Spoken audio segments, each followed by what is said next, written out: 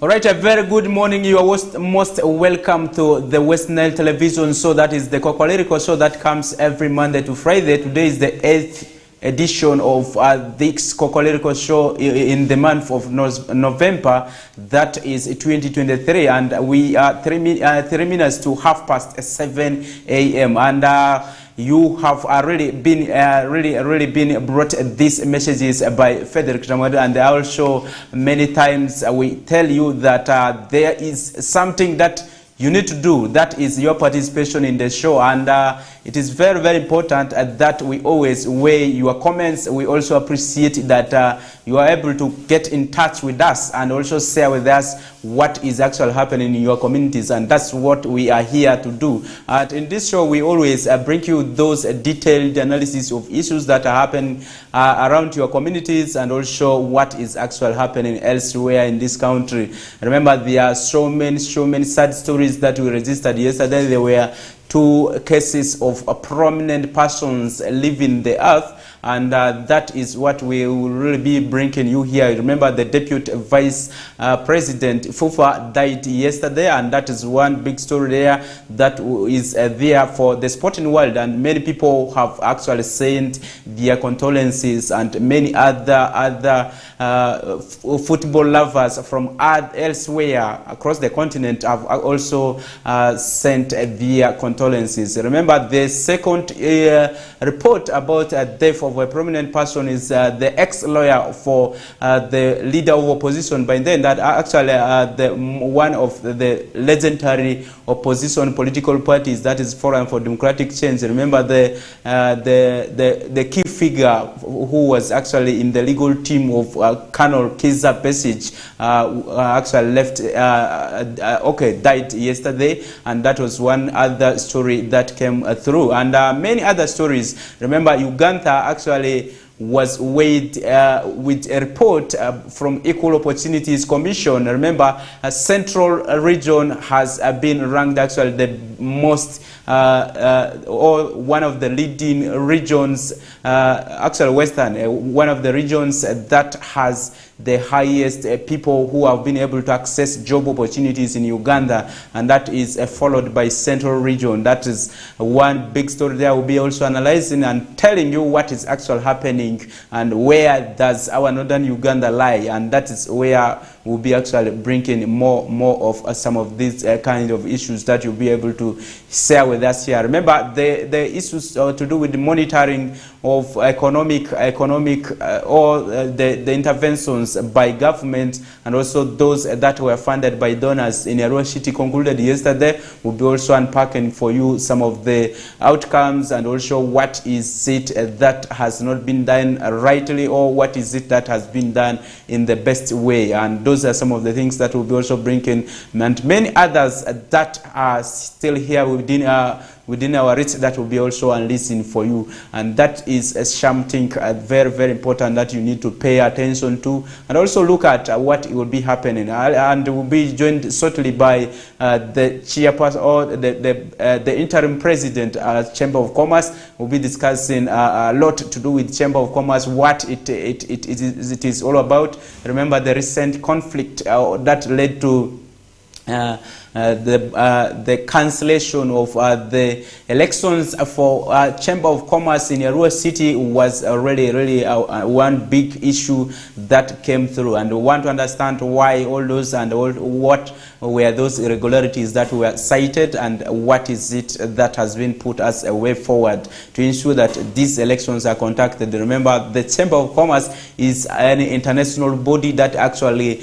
helps the business persons to access market, to also do a lot in terms of protecting their businesses, and that is one other area that we'll be having in the last segment that we'll be having here on West Nile TV. And those who are watching us within Arua City, we say thank you very much for joining, and also really we appreciate that you should be able to really participate vividly, because this is the center or the heart of the region, and where we expect a lot of interventions, developments be taking place, and we will be hopeful to read some of those comments that you'll be sharing. And remember, one particular person that I'll be able to appreciate from the municipality is Adebo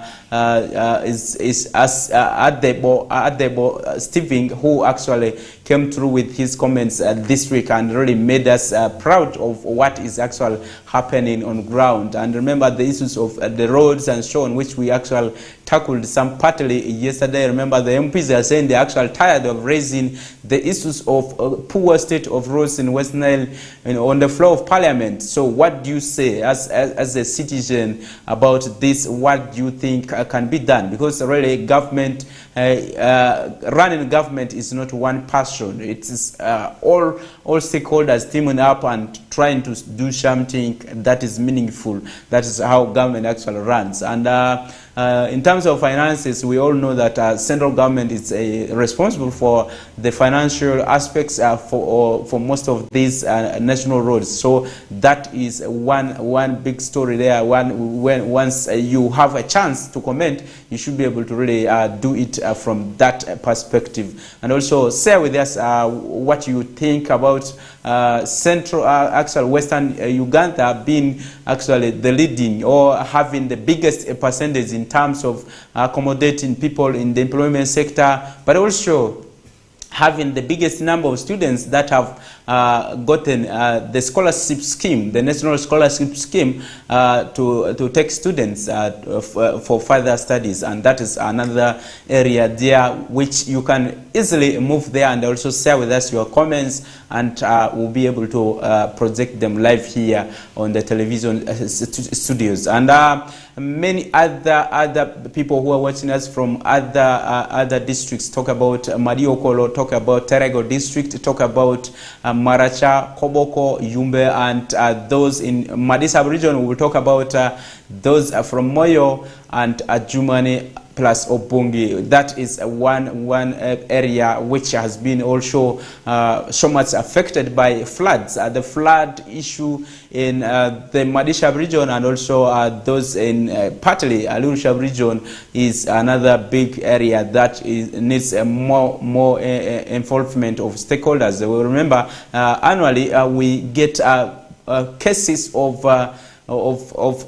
people not having toilets, people not having houses because of the flooding impacts, but also the nature of soil along the banks of River Nile has been another issue that has been actually contributing so much into open defecation that we talked about. And this is where really people need to really devise other means other than looking at the usual alternatives that have never helped so much. And this is where really we expect the disaster preparedness committees in the local governments to take up the mantle and also ensure that a lot is done in relation to this. And are you aware of your HIV status? That is one big issue there that is happening. Remember recent statistics that are obtained from the Uganda Demographic Health Survey report indicate that actually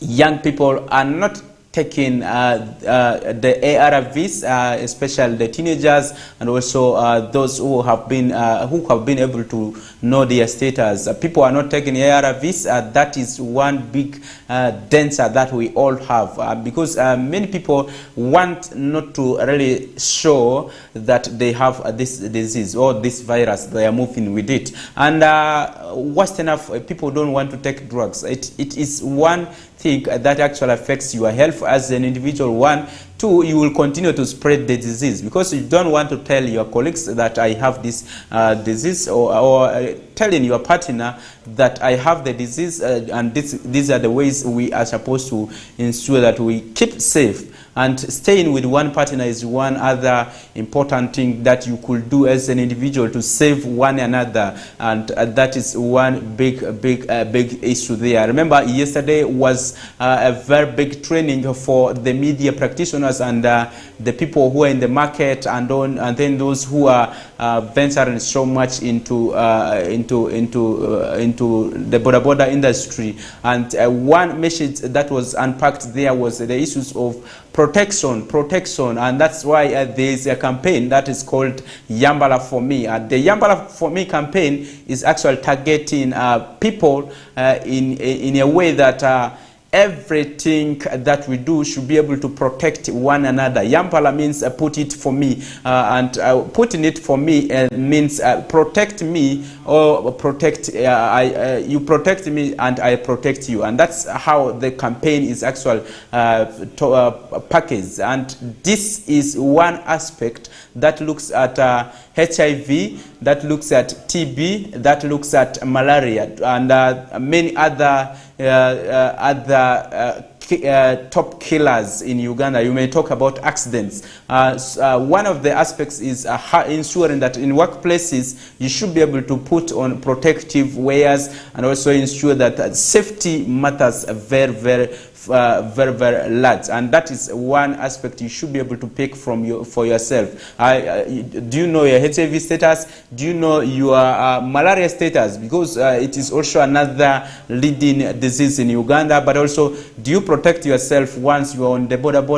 How about the rider? Do they have the helmets? How are they riding? Do they have the number plates? Do they really ride at a better speed? Okay, a better speed will be that which is said to be moderate, where you are able to, at least at any abrupt moment, you can brake. You can be able to protect the person in front of you and also the person you are carrying. And those are things that are being unpacked there for most of the people who attended that Yambala for Me training, and also those who have not yet attended. We are able to really tell you that that is how the campaign is actually rolled. And I remember yesterday the city health educator actually brought it aloud that most people in Arua City do not want to go to do health self-checkup, and this is one impact of what is actually going on. If you don't know your status, if you don't know what is going on, you will not really be able to help yourself and help your colleagues, and that is one critical issue. Remember, there are more than 2 million Ugandans who are HIV positive living, and also out of this 1.5 of this actually the young people who are the majority, and majority of the people who are HIV positive are the females. The females talk about the women, the girls, and so on, and these are said to be the carriers of the disease. So it is easier for them to spread because most times the men come in contact with them. So when a woman doesn't, or a girl doesn't disclose her status, it is very, very difficult. Many times people don't want to take time to go and test, but they feel like, I've seen you, your body looks good, we can go into sexual intercourse, and which is really one thing that affects many people in their way day-to-day living, but also you fail to trace where you actually got the HIV, and that is one unfortunate thing that we could be able to do. And also when you're boarding buses, taxis, and so on, and also even the borders, and when you are mingling in the market somewhere where people are seated together, who are those people who are coughing? Those are people who are supposed to at least test or check their status in terms of TB, but also looking at the aspect of those people who are not coughing. There are some people who are living with tuberculosis, but they are not coughing as per se. So these are people who are expected to actually also go and check on their health status. Those are one or two things that I may say about this campaign, which was actually launched yesterday, but the public launch will be expected today at Opium Grounds. So you can go and listen for yourself, and also be able to pick one or two ways you can protect yourself or protect your neighbor from this kind of diseases, or the top killers that have been ranked in Uganda. Remember, out of the many diseases that we'll be talking about, accident is not a disease, but it has been one of the leading killers. And also talk about the STDs, the sexual transmitted diseases.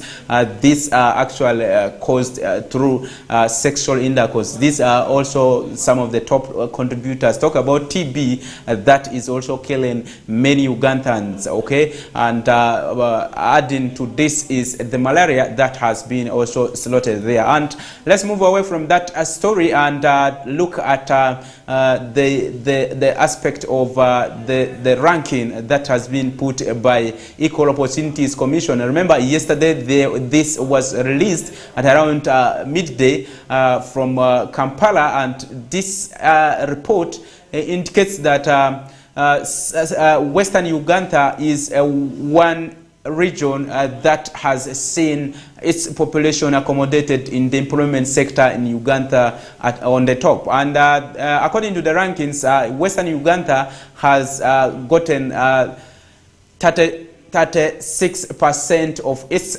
citizens accommodated in the bigger or the top most jobs in Uganda. You talk about from the permanent secretaries coming to the ministerial positions, coming down to many other positions that may talk about in Uganda, where the top earning jobs that you have in Uganda have been taken up by the people from the Western Uganda. That is one big area that has been said there. They are out of the population that you have that is expected to actually get jobs in Uganda. You will realize that 36% of this population comes from Western Uganda, and this is followed closely by Central Uganda that has a percentage of 24%, and this is followed by Eastern Uganda that has 21%, and then our Northern Uganda region is rated at 12.5%,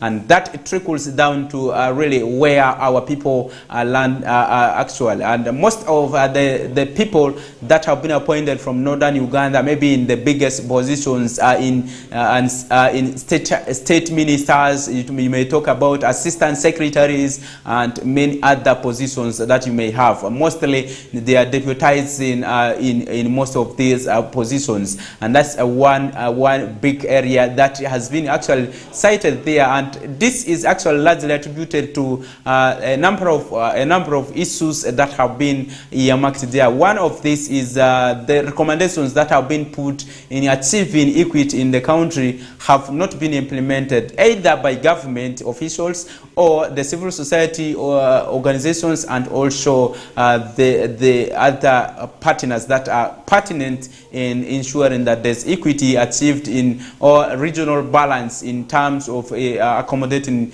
the people in the employment sector in Uganda. And that is one critical area there. And if you look at the national scholarships that have been awarded, they all go to these respective regions, just like the status of employment is indicating. It ranks from Western region, Central region, Eastern region, and Northern region. And if you look at some of the sub-regions that have never benefited, you may talk about a Sebe sub-region that has the least on all the 15 sub-regions that you have in Uganda, but this is followed by West Nile and Karamoja. Karamoja comes number 4, and these are some of the cases in terms of scholarship. West Nile region is the second last in all the sub-regions that we have in Uganda, and this statistics was actually released yesterday. And you can share with us your comments, your concerns about this. What you feel about these kind of regional imbalances that we have in Uganda, and what is it that you can guide in relation to this, because your opinion also may inform decision making in the long run, because there's a lot that we need to do as stakeholders in relation to this. If you move down, employment, if there are few people you have maybe in the leadership, you will have little that is done in relation to development, because it's the leaders, or it's the people you have in the offices who bring these resources closer to the people. And if this is not valued at any point, that means the developments in these sub-regions may not really be realized. That means the testimonies that people are sharing, that if you go to Western Uganda, if you come to Central, the type of service delivery is to the expectation of the citizens. And if you come to Northern Uganda, particularly Western region, you will see cries all over in terms of the poor service delivery that is rendered. Talk about health, education, and other infrastructural developments that you may talk about, the roads and many other institutions that are here in Western region. And clearly, yesterday we had the Member of Parliament for Central Division. He was clearly indicating that they actually traveled to Western region before he came here, and what he can not compare with what is happening here in Western region is the development aspect. Because if you look at what is happening the other side, you may not be able to appreciate that we are part of Uganda, and that's one of the biggest issues that was raised there. And this can be really testified by some of these outcomes. The report that has been released, remember, this report was over time released, and persistently, Western Uganda has continued to be scoring the highest case, maybe ranking, or the cases or the issues to do with accommodating people in the employment sector. Maybe could this be because the head of state comes from that region, or maybe big people from the ministries come from that region? Is it because of this that appointments are tailored towards looking at our relatives, or you see your relatives and bring them there? Is it that that is what maybe we may not tell, because the findings did not actually bring out that to the details. But as a human being, you can be able to gauge how resources are being allocated right now. Is it based on where I come from? Is it based on what maybe who is that person I am actually appointing, or who is that person I should bring to work in this sector? But how do you ensure there is a regional balance? We have seen so many pronouncements in terms of promises to people, but the fulfillments have always been really very, very bad. Remember, Busoga sub-region and Western sub-region, we are the two that had issues with Continental Tobacco Company that was really picking tobacco from farmers, but did not pay actual farmers, and decided to move away. And remember, government was actually expected to compensate the farmers.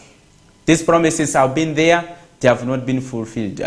People from Busoga sub-region received their monies. But if you look at Western region, the 9.7 billion has not up to date come to farmers. We have seen leaders coming out, and also relatives testifying that because of stress, somebody's life has been has gone just because of stress, because he cannot offset the loans now that he used to raise his farming activities. And those are some of the things that you may really talk about. If you look at the road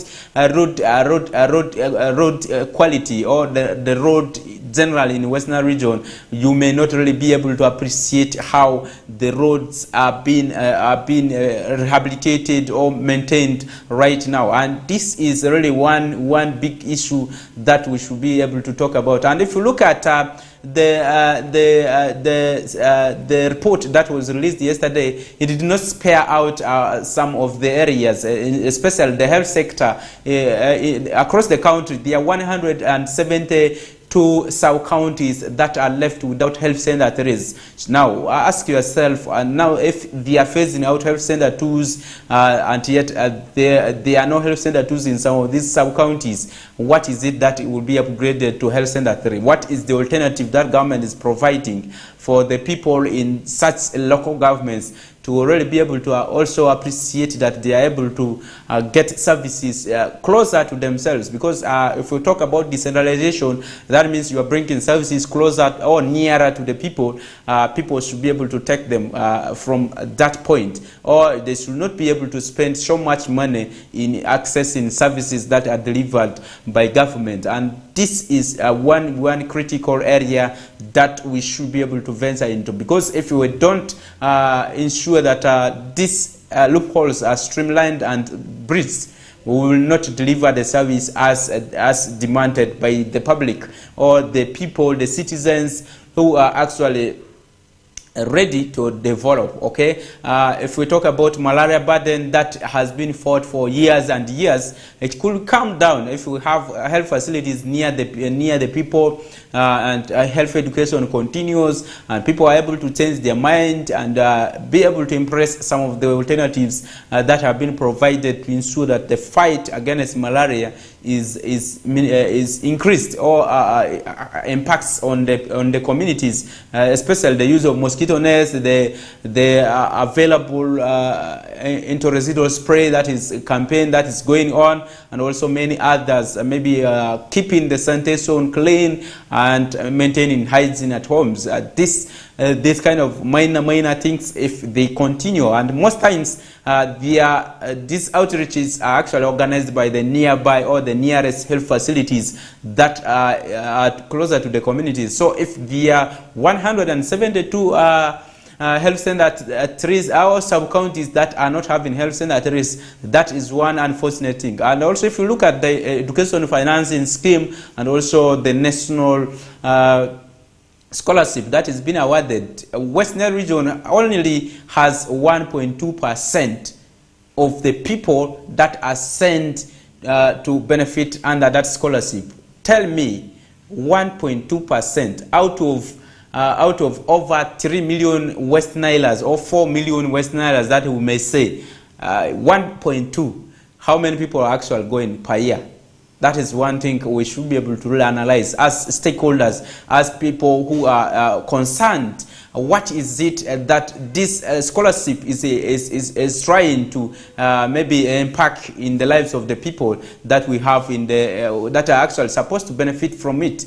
Is it something that is very important as of now? What other thing can we do in order to ensure that there's a regional balance? There's this illiteracy that is kicked out in all these sub-regions, and people are able to be in the same level, okay, to ensure that really we are able to have leaders coming from everywhere to avoid these issues of other people being educated, others not educated, and also looking at this aspect of ensuring that many people are brought for maybe jobs from elsewhere, and other people are not employed. Remember, even bringing a diesel from Western Uganda is one thing that you may not be able to appreciate, because this is a person who is supposed to really be doing crime intelligence in a district. But this is one person who does not understand the local language. Okay, is brought from Western Uganda, from Central, and he's here. The English he's speaking is what somebody is not understanding clearly. He calls L as R and so on, many other things. And this pitching kind of thing affects. But we understand that we are in an economy where there's diversionary, where people can be able to come in and trade elsewhere and do things elsewhere. But it's also very important to ensure that the local people are able to be accommodated into the systems. Okay, for them to be accommodated into the systems, that means people need to be empowered in terms of education, in terms of in terms of ensuring that they are appointed into authority by those appointing authorities, okay? People are able to really come in and also be able to do something very, very important for their people. Remember, most times when people are in leadership, they first look at where I come from. In Uganda, it is too common. Where I come from matters a lot. That means if you have only 1.2% of the people represented, that means their voices might not matter. Comparing this with 36%, how sure are you that 1% will be able to compete with 36% in order to ensure that there is consistency in speaking or in bringing out the views of the people, or maybe the 4 million people who want services delivered at their vicinities. That is one area that we need to really look at if we want to really go very, very far. And also the issues of regional balance has not really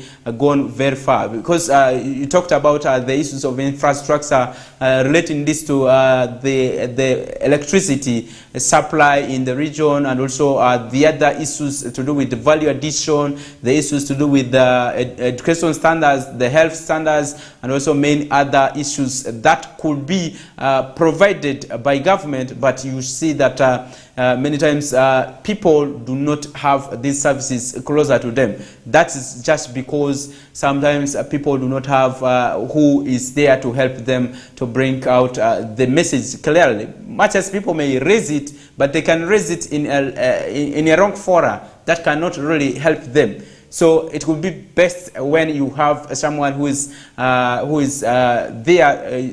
as your leader to present your issues. Maybe in the technical departments, apart from the politicians, we are all aware that political wing is fully represented. There is regional balance in terms of politics.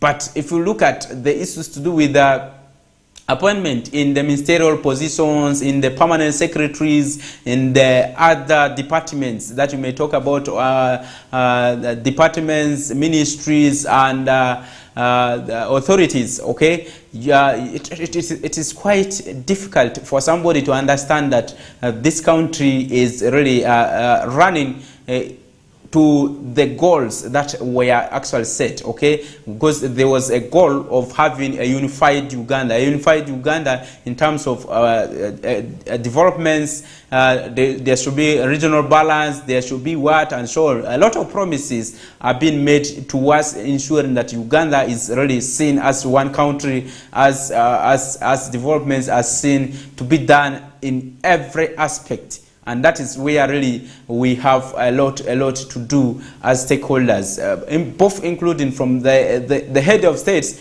up to the LC1, where we are able to really empower our own communities to see to it that we are able to at least have leaders who are representative enough. Apart from being representative enough, we should be also having them who are able to really bring our issues and also articulate them very, very well. Let's take a break from here. We'll be able to really come back after a short break and also share with you a lot. But you can still go there and really share with us what you feel about some of these reports that have been published in Uganda, but also what is it that we can do to improve the status quo that we have currently. Thank you.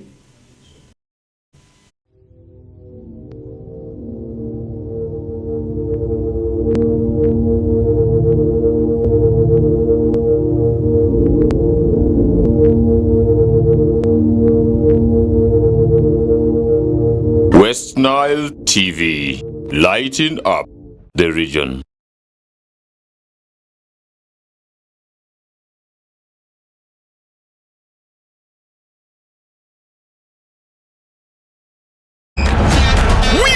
The passion you've been waiting for! It's Yunus Junior Santamu! It's our league, our football, our boys, our style. Start Times UPL new season starts 15th September. Go for it! What a finish from Ashraf Bukume! The Uganda Ugandan flair, Brazilian samba, Portuguese magic, the night football craze. More TV games live on Senyuka Prime and Fufa TV only on Star Times. The Star Times UPL. Our league, go for it.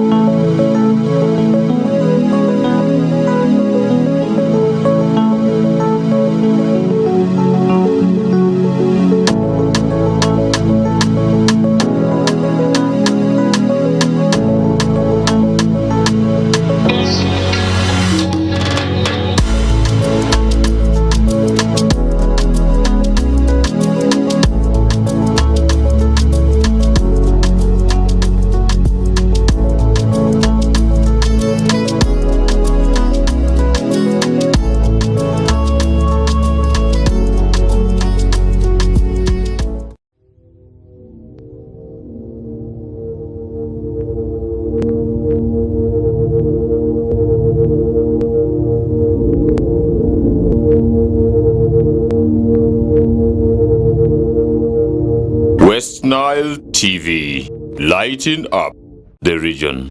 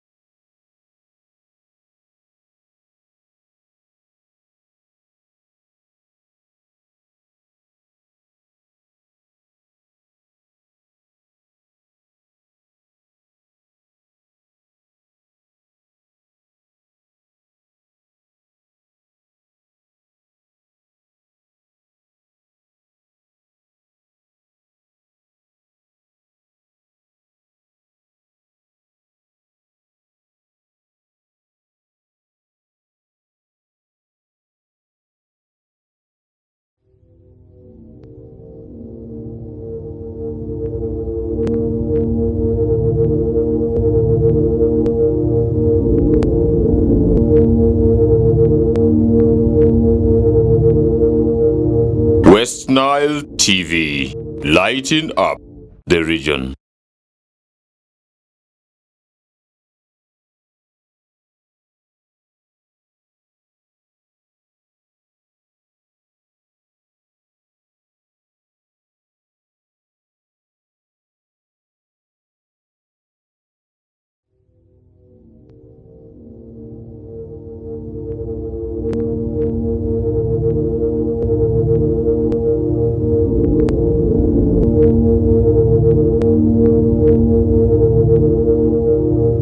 West Nile TV, lighting up the region. We are the passion you've been waiting for!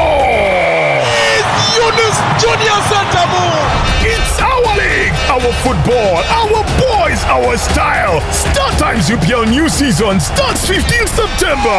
Go for it! What a finish from Ashraf Kukume! The Ugandan flair, Brazilian samba, Portuguese magic, the night football craze. More TV games live on Senyuka Prime and Fufa TV only on Star Times. The Star Times UPL, our league, go for it.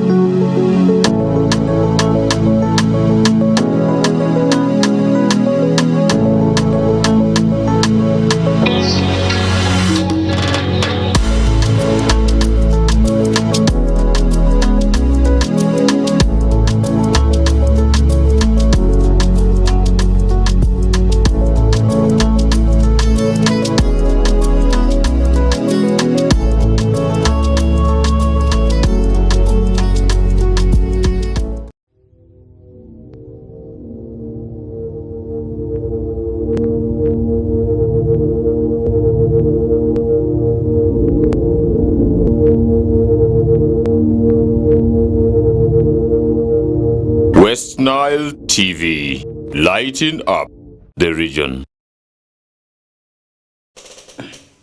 All right, welcome back from that extended break, and we apologize that it took a bit some time, but we hope that you are still here watching us here on the TV, and we have just been joined by the interim chairperson, that is Chamber of Commerce, that is Caesar Drechawa Trinity, and we'll be discussing a lot of issues with him here, and we'll be also be able to at least make a hint of what actually transpired yesterday, okay? Those are some of the things we'll be able to bring. Remember, the issues of the economic monitoring in Arua City actually concluded yesterday, and today morning we'll be expecting to see the state minister actually going back to another sub-region and also look at what service delivery is being done there. Maybe Caesar, you're most welcome to West Nile TV studios.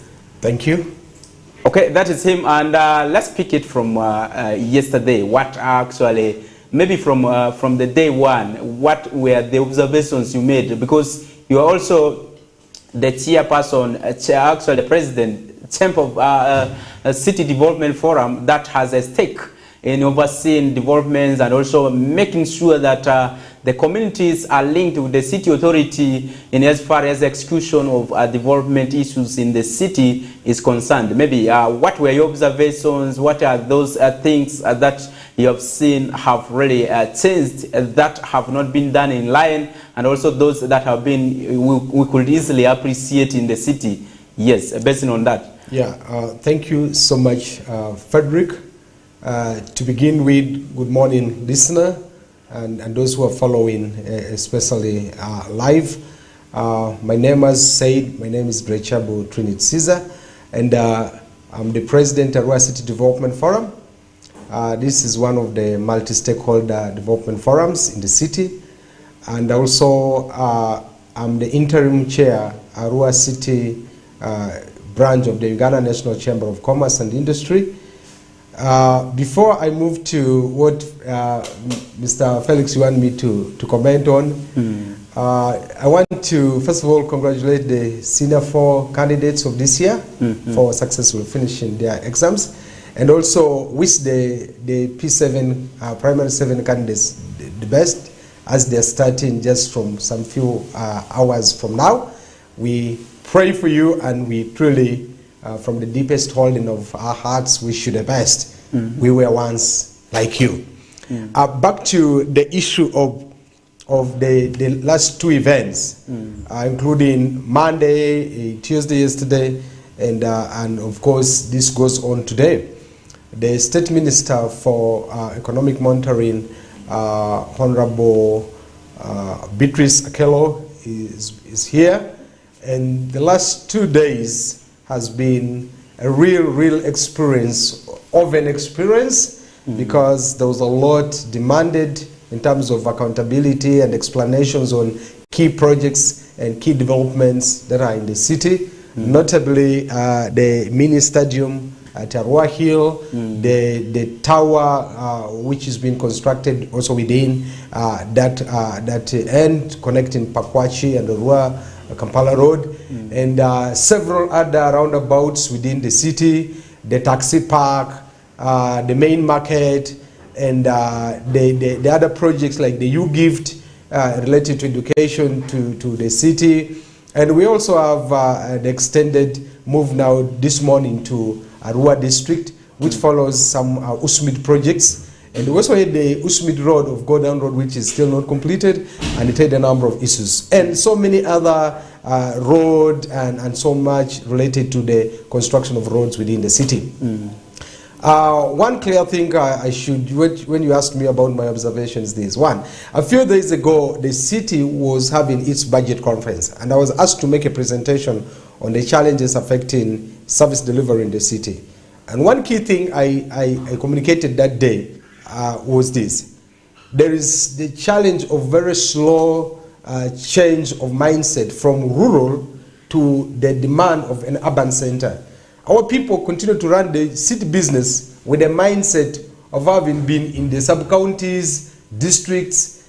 It cuts across from councillors to technical people, and you're aware we have just recently recruited. So everyone has the rural mindset, and yet we're in the urban setting now where you have to show sensitivity to everything you're doing. And it's about speed, not just speed, but speed in the right direction to execute quality and excellence.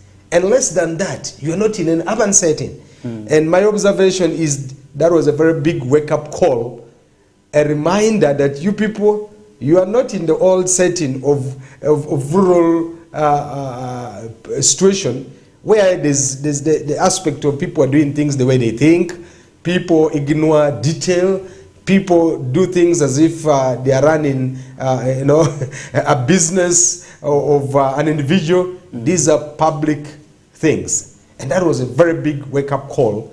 And I think we expected to see change in the way people approach things, the way they think, the way they act, and the way they do. And I think those three aspects are going to come clear after this engagement. So that's my observation. My key observation is that the community is all out. There has not been enough avenue for them to understand what is happening within the city. And this has been able to expose so many things. The technical staff and the politicians have to get reminded that the public is watching. And therefore, whatever business they're doing on their behalf, the execution on behalf of the public, they should be thorough, and they should be transparent, and they should be off the temptation of corruption, bribe taking, and so on. These are the things that we should really take out of the city business. Okay. Thank you. Those were my observations. Okay, maybe slightly still within the economic monitoring aspect that we had seen for the last 2 days. There were 5 people notably actually arrested in relation to this. Were those arrests really needed at this point? Was it worth arresting some of these officers, because there were different areas where these people were picked, ranging from illegalities, coming to failure to account, and so on, many of these. Was this arrest much needed at this time? Now, Mr. Felix, you are taking me to more of the economic monitoring. I thought I was here to have more discussion on the Chamber of Commerce business. But nevertheless, these are all related engagements. Yeah. One thing is, when you are doing investigation, you are acting because the people you're investigating have not given adequate information for you to get what you need to understand about a particular situation. That's why you're going an extra mile. You are digging deeper. You want records. You want reports. You want this. Let me give you one example. With the stadium. This stadium, the idea came way back in 2019. And by 2020, there were a number of agreements, there were a number of decisions made by the city council, the then municipal council. And there were a number of issues that needed to have been put right. It appears there was hurriedness in doing those things. And there was a lot of gap created that the public all along had not had enough information on. As the City Development Forum, you are aware, my team have been crucified and has been scorned over our demand for a number of documents over the years. And to the extent that the people who have gone extra to take this personal and pursue us as individuals, and that has been an ugly thing. But now the facts are coming out. One instance when the cantilever broke down, you remember there was an outcry of a demand for an explanation. And all this have been swept under the carpet. But now from the investigations of Monday and yesterday, you'll find that there was need. So many things were not adding up. Memorandum of understandings which were not signed, which remained in a draft copy, submitted to Solicitor General for advice. But after giving it Solicitor General, instead they later on went to sign the lease agreement, and yet you submitted a memorandum of understanding that should have captured detail on how the two parties, the city and the developer, were going to interact. Now, these are missing. So many important documents were missing. You go to the tower. The developer claimed he was coming in to do a corporate social responsibility. But now the developer went ahead to enter into an agreement with the MTN Uganda, and they were already in business with MTN Uganda, and they eventually, until this was not to the notice of the council, until the deal went bad, MTN Uganda now came to the council and was demanding explanation. Now that's when the council woke up.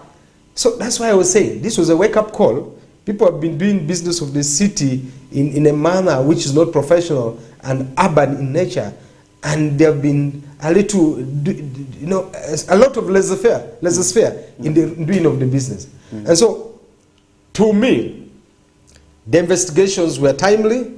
Whether there was justification for arrest, I wouldn't say really yes or no, but as an investigator, you know why you want to keep somebody off from contact with other people when you realize there appears to be evidence of syndicate.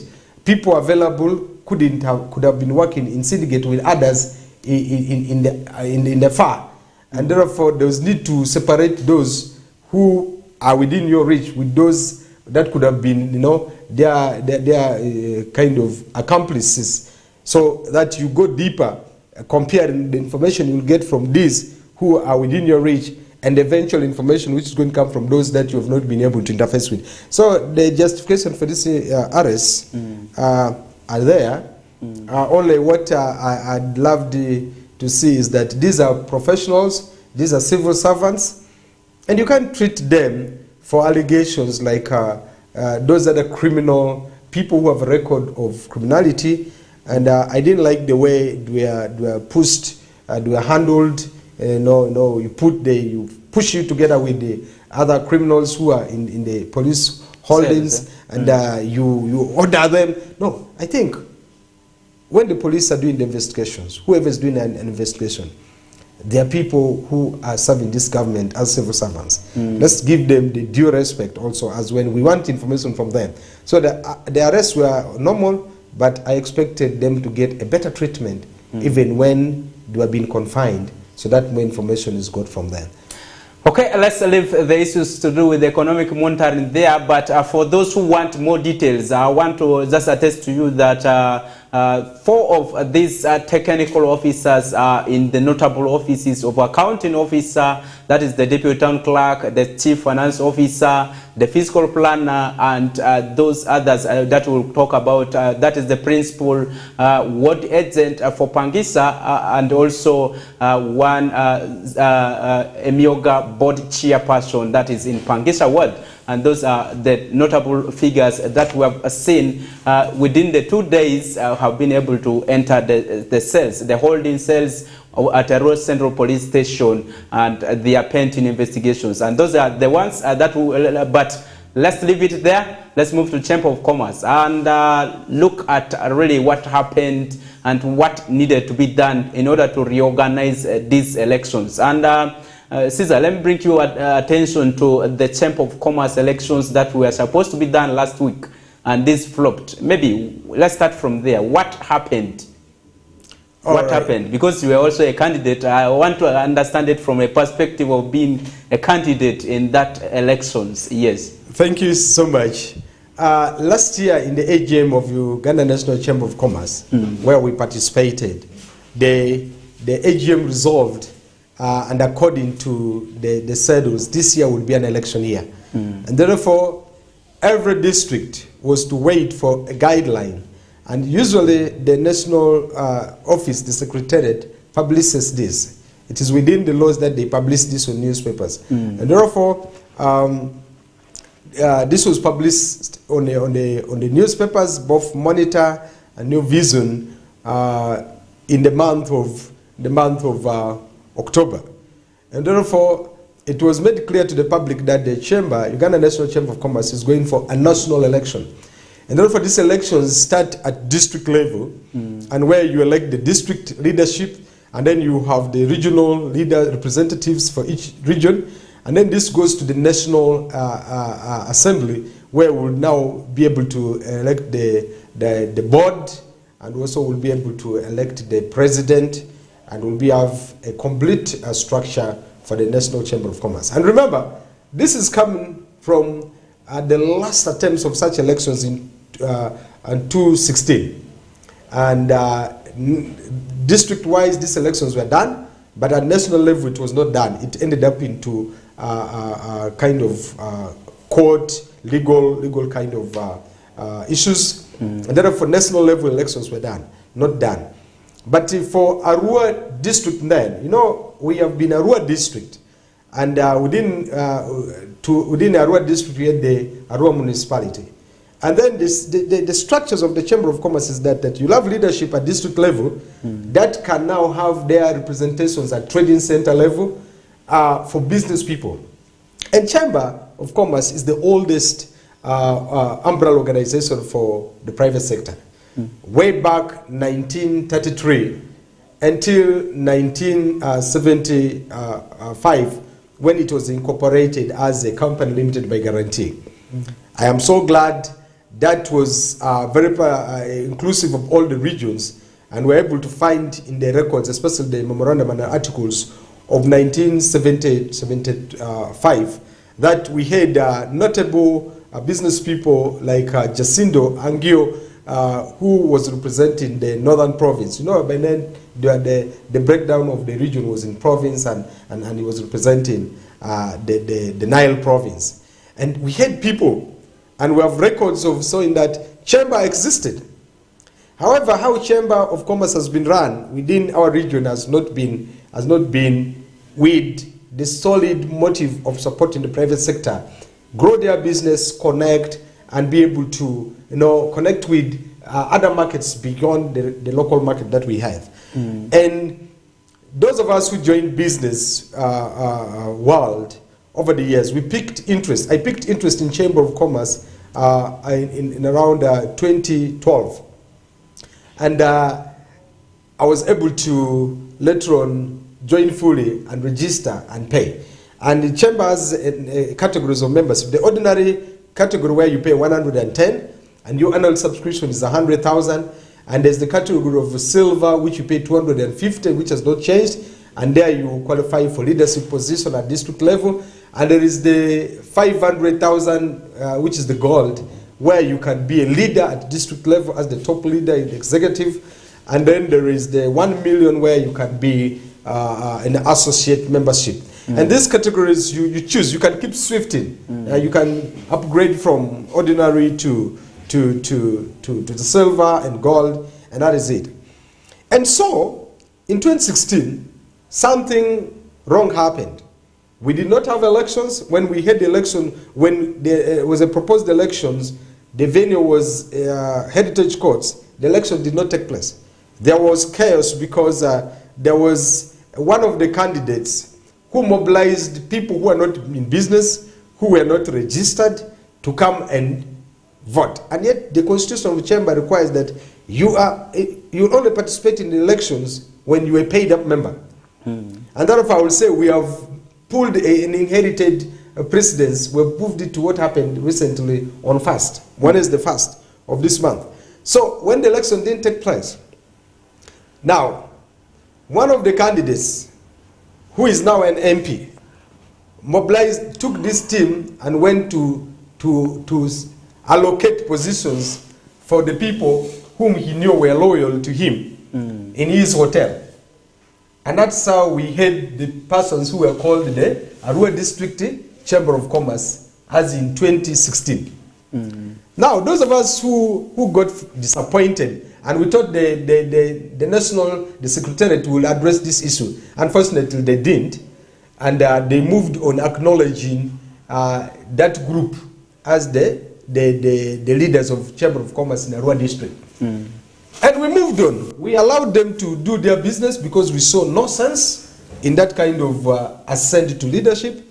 And we also saw that the people who actually influenced that were not business people. These were street guys who had no business. And therefore we allowed that team to move on until recently when we shifted to city in 2020. That's when Arua became a city. And then by Arua becoming a city, you are aware of the boundary changes. It became automatic that Teregu was a district now. The original Arua district, which had Teregu in as a county, had lost now the rights to direct issues in the Teregu district. Now Madokolo became a district. That was previously under Arua district. And therefore, it also had its own business community there. That traders there who had the right to form themselves into a chamber of commerce. Then you had the Arua district, which became a residual district. That also had the right, which is basically Ovora, which also has its within its boundaries the business community that was supposed to elect their leaders for chamber in that district. And now Arua city becomes a district of its own. And therefore, it is in the knowledge of this that we now mobilized the business community, the business people within Arua city. This came strongly, especially when we had the COVID situations. Government was giving money to to the business community. There was no organized community business. There was no organized chamber here. Then Arua business community had its issues. It is first of all informal, and therefore it cannot do much with the government. And as I represent private sector in City Development Forum, it became very important that the disorganization within the private sector needed to be addressed. You have realized we had issues in the market, in the taxi park. We have had issues with the borders. We have had issues with the private sector in the Arua city is totally disorganized. And therefore it became of interest. I realized time and again some business people will ask me, well, what are you doing? We placed you in the City Development Forum. We have had you influence a lot of things, but you are not particular to our needs. Then I told them, we need to get our Chamber of Commerce in order. So when I called the then chairman, who even eventually became an MP, and he was supposed to relinquish his position as Chamber of Commerce chair, whether he got it fraudulently, whatever, it didn't matter. He was supposed to relinquish that and then have a new team move. And he didn't do that. Up to this morning, he calls himself the chairperson of Greater Arua. And now, Greater Arua now also is another misinterpretation of an English word. A Greater Arua now means that Maracha, that we are all under Arua, Teregu, Madiokolo, you mentioned Arua district. That was the original Greater Arua, which even had Koboko. These were all the districts which are under. Now, it doesn't make any logical sense that somebody can be the chairperson Chamber of Commerce in the Madiokolo, in the Arua district, in the Teregu district, and he also is the Chamber of Commerce chairperson for the city.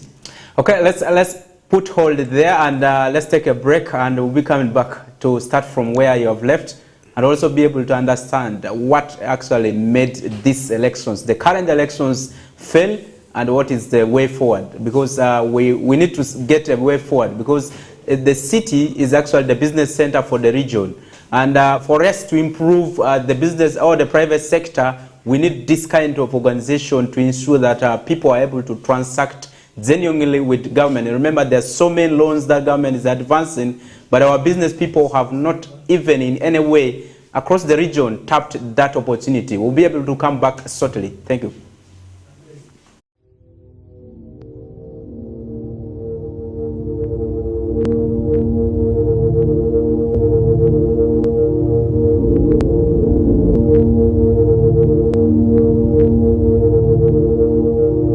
West Nile TV, lighting up the region. We are the passion you've been waiting for! Yunus Junior Santamu! It's our league, our football, our boys, our style. Start Times UPL new season starts 15th September. Go for it! What a finish from Ashraf Kukume! The Ugandan flair, Brazilian samba, Portuguese magic, the night football craze. More TV games live on Senyuka Prime and Fufa TV only on Star Times. The Star Times UPL, our league, go for it.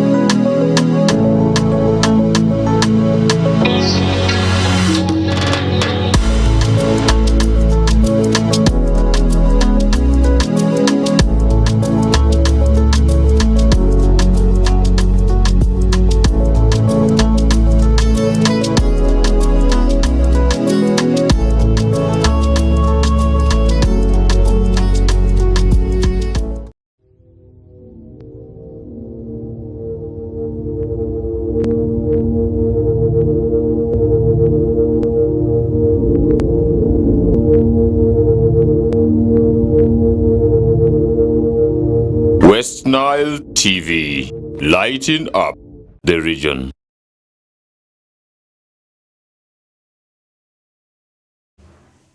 All right, welcome back from that commercial break. We're still on the issues to do with the Chamber of Elections, Chamber of Commerce elections that actually got stalled, or they were stopped on the way because of hooliganism that was witnessed in the elections. Remember, there were so many people who came to interfere with the activities of elections in that moment, and this actually made an indefinite call of the elections, and another date has not yet up to date been put. And this was after the commercial office actually raised a number of issues ranging from irregularities in organizing the elections from the ministry up to this level, where the city level, where people were not actually vetted. Okay, there were so many voters that were not vetted. The verification was not done, and these were some of the issues that were actually raised by the commercial officer at that point. And he actually explained that the results of the chaos or the hooliganism that was witnessed was actually coming because of these issues, where rightful procedures were not actually followed in terms of ensuring that the election was actually conducted in a fair and transparent manner. Maybe I have one of the candidates here who is actually trying to share with us what is actually has been going on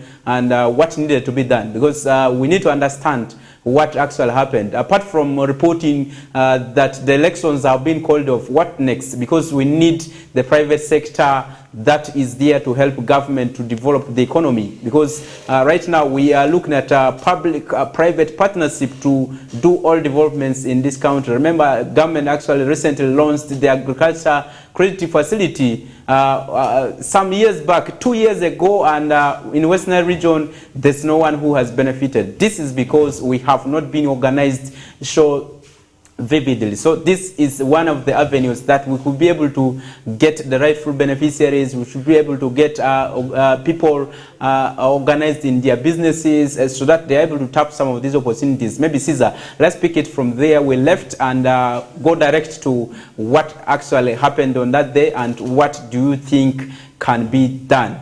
Because we're left with a few minutes. Yes. All right, thank you. From the background that I already said, from the fact that there was a publication to have elections nationally, That was again followed by guidelines which was designed and communicated to all district commercial officers and the rest of us to give us a way on how to procedurally go right with elections. And therefore, as the city branch of Ghana National Chamber of Commerce, I also want to state here that we did not simply create the branch. I had to write to the president, Ghana National Chamber of Commerce, Madam Olive Chigongo, to seek guidance on how we could create the branch of Chamber of Commerce in Arua City. Having received several demands from the business community who are complaining, who are giving a number of grounds like this, you have said, government is doing a number of things, the private sector here is not benefiting, who also are wondering why the Arua District Chamber of Commerce has no office, there's nowhere they have no activity. After the elections, you can't see the office bearers, aware that one of the chairperson became an MP, you can't tell what has happened. So there was generally a dead branch called as the District Chamber of Commerce. And therefore that was not our business. We couldn't answer for a Arua District Chamber of Commerce. And therefore we had to organize ourselves. I had to write to the president. I'm glad they gave me a reply. They gave us an express permission. We further engaged. We had meetings. We have a number of email trails in our communication on how to go about creating the city branch. Okay, maybe before you go further with that, as a candidate in these elections, were you okay with the processes of calling off the elections, or it was not in your favor, looking at that?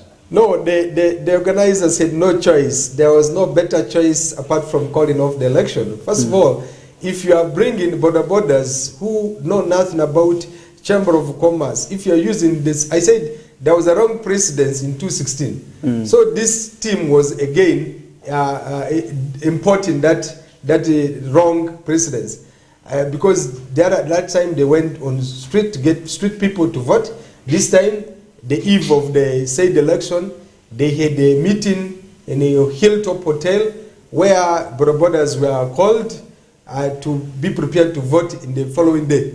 And these were not people in the registry. They were not in the register of voters, and were not people of the city, Chamber of Commerce. They had no right to vote. And therefore all they did, they wanted to violently find their way in and participate in the election. And then we couldn't allow this. And much as we saw the RCC, especially the deputy RCC for the Central Division trying to push for these elections to move on, we are not convinced because we knew procedural issues were not being adhered to, and therefore we stopped the elections. Or the elections did not go forward because of the procedural issues which were clearly defined in the guideline that this other team was deviating from, because they knew they did not meet any of the requirements to participate in this. So there was nothing better than this election is stayed or is stood over until such a time when we are convinced all procedural issues are addressed to and they adhere to 100%. If the amendments, that can only be in consultation. So to us, that was the best. Is there need for any immediate run of these elections? Because we don't have currently an office running the affairs of Chamber of Commerce. I mean human beings elected in these positions. Yes. It is up to the Secretariat. The agency is not now our business. The city branch of Uganda National Chamber of Commerce as an interim team will continue to work because we got express endorsement from Kampala. They further made this proven by giving us tools of work. We have the receipt books which we signed from the center and evidence that empowers us to collect money from business people to be paid up members. We have the membership application forms which a member, a business community or private sector player who is interested can fill. And if he meets the requirements, he becomes a member, he pays his money. We have been able to submit 40% of the monies collected to the secretariat. They gave us their official account. These are proofs that we are fully recognized as the branch of Uganda National Chamber of Commerce, Arua City. We are not, and in any way, the district. So we have nothing to do with the guys of the district. They can go and organize the election. And by this time, actually, those positions have been dissolved because this is an election period. We can only function because we're an interim team. We have laid the ground to see that elections are done. But we'll do elections independently, not with the district. Going forward, that is the position. And therefore, we have our members who are paid up. They have running businesses. They have approved for being people who are in business. And we will present, as we have already presented to the Secretariat, their list and even more new ones who are coming in. And therefore, the district has to run its business. Let's not confuse the district chamber of commerce with the city. The city is 3 years. And therefore, you can't say we have people to hand over to. We cannot hand over to the district leaders as who. We can't. And we will move on. And we are seeking audience with the Secretariat anytime. If they can grant us that audience, we'll present. We are the first in the city to get certificates of membership for the paid up people. How many are there now? The members who already have certificates are 42 because that was the first lot we gave. But right now we have, I will not disclose the number because the other team is interested in knowing our membership. And it is how they went into put money in the account of, actually one other reason is bribery has come in. They went and deposited money on the eve, or just 2 days to elections.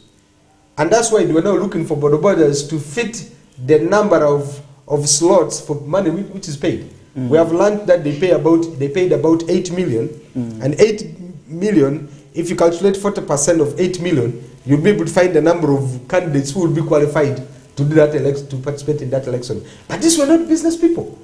The commercial officer had no information about them. So hooliganism was taking shape as people who are not qualified were coming to make noise and they want room to participate. And on the election day, they were held in the hotel Hilltop. You see, Hilltop has become a place where hooligans are hosted. They are given toxic things to take, so that when they come out in the public, they kind of behave funny, and most times it is violence. And I think we'll require the security people to have an eye on Hilltop Hotel, because it has become a place which is grooming people who are making this city ungovernable and very insecure for many people. So that was what has happened. Yes, okay. We will not go much into the affairs of Hilltop, and also maybe I may not ask much questions about the money issue. But what do you think can be done all around to change the narrative of elections failing every time, and some people come in the names of leaders to continue the regime that is actually expected to be done by election processes? Simple. The business leadership shouldn't be like other political leaderships that we have. But you can't separate politics from our daily life. But those who are in politics should be able to realize their political position is meant to serve people.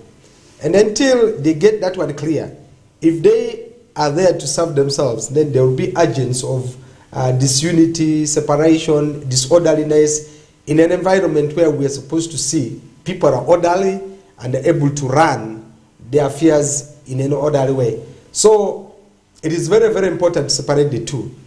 And to me, my position is that we really need to get the private sector in the city organized. People should not forget that Arua City is a regional city. Any stupid thing we do here in the center of Arua City is a shame to the entire West Nile. And we should be weaned off that. We can't be over 100 years and we're still entangled into conducting our business in a more childish and more disorderly way. That puts shame to the whole of West Nile. So whether in politics, whether a religious leader, whether a cultural leader, whether you're a family head, whether you are a leader, and let's begin to take, what does West Nile need? What is it that we're selling to the rest of the world as something unique about West Nile? And therefore, we are ready to have the elections, but on conditions that the Secretariat does not meddle in the affairs of this. They are supposed to come as observers. But we realized the two gentlemen who came were compromised. We have evidence that certain envelopes exchanged hands.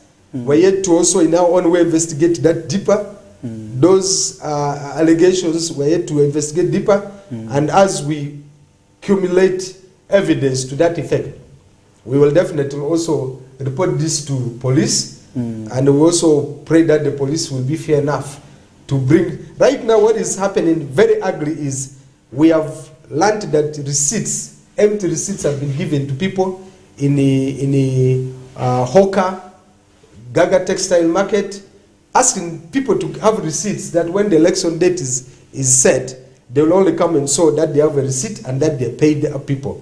But let me warn. Where are those receipts coming from? From your office? The receipt is not coming from our house. Our receipts are numbered. We signed them from the office of the Secretariat. And but we have learned that the leaders of the District Chamber of Commerce have also receipts. And they have many receipts. And we will follow these receipts. And let them not think that they will fool anybody.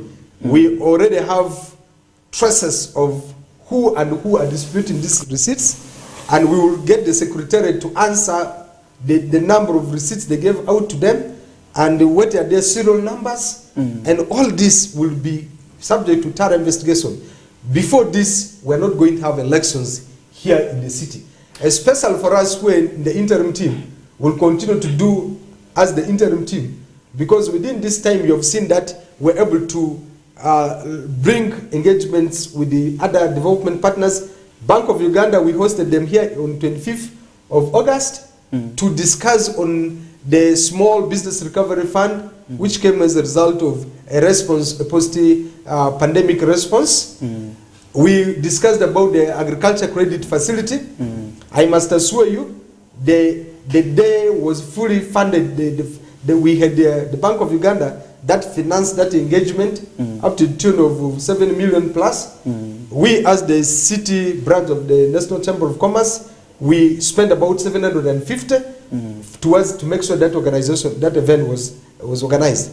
But we mobilized the entire West Nile for that engagement, because for us, the city should never lose focus on the fact that it's a regional city, and whatever happens here should engage the people of Nebi, Zombo, as far as Koboko, Ajumani, Manson. They were here. Okay. And we engaged the Stanbic Bank for the same issue. They were here. And yet we have more partners to engage. Yes. The chamber cannot go sleeping. The chamber cannot go dead. Arua district cannot, there are people who are claiming to be leaders of Chamber of Commerce of Arua district should know their boundaries and should allow the city branch to run independently. They may not necessarily need to allow us. We will have to prevail because we are an entity that is orderly constituted. Okay, that is it. That is it from the interim chairperson, that is Chamber of Commerce, Arua City. And remember, these people actually took over recently, and they have changed the narrative of what really the business people are supposed to do, how they are supposed to relate with partners, how they are able to be given that facilitation in terms of capacity building, and also making sure that people are able to register their businesses. And those are some of the contributions that we have been able to see that have come positively. And the time for these elections, I hope that the people in the Secretariat are able to put it shortly, so that really this issues of interim kind of things, you sometimes fail to account at some moment when you are not really a fully maybe a person put in a position that you are supposed to hold, and you can be able to account very, very well. Maybe your final words, because we are winding up the discussions, because we have the news in Lugbarati coming next. Thank you so much. The business community, you should have hope that there's a lot that is going to change. As our team, for the period of about 1 year, you have seen how we have changed the image of how the business associations should be looked at. There are so many opportunities under the Chamber of Commerce. We completely want to appreciate the role of Uganda National Chamber of Commerce, headed by the President, Madam Olive Chigongo. She has stood in difficult times to make sure the Chamber of Commerce runs. I've known the challenges at her level. I've been privy to that. I've had communications with the Secretariat. I know their battles, but this has been in the good faith in making sure that we work with the government of Uganda. As you're aware, the President is into seeing that the private sector plays their role. We want to appreciate the government for creating the environment, appreciate the leadership of National Chamber of Commerce under the leadership of Olive Chigongo as the President over these years. Arua City branch of Chamber of Commerce will continue to work with you. We have our full commitment to ensure that we have an organized, vibrant, and relevant Chamber of Commerce at district level, at trading center levels, at regional level, and at national level. Okay. You can count on us, especially those at the city branch for the Uganda National Chamber of Commerce in Arua City. Okay. Have a wonderful day. All right, that's it. That is it from Caesar Drechawa Trinity, who is the interim chairperson, Chamber of Commerce. And that marks the end of the Kokoliriko show discussions for today. And tomorrow you'll be able to catch up live with us here and also really understand what new things are actually coming on board. And that is it. We say thank you for having kept your time and also really be able to participate in the show from the time we started up to this time, where we are ushering you to the news in Lugbarati with Fete Emmanuel. Behind the camera is Dijon Pro, and also Aldo is there in the production room trying to bring out all these things. We thank you for that, and we're out of the studios.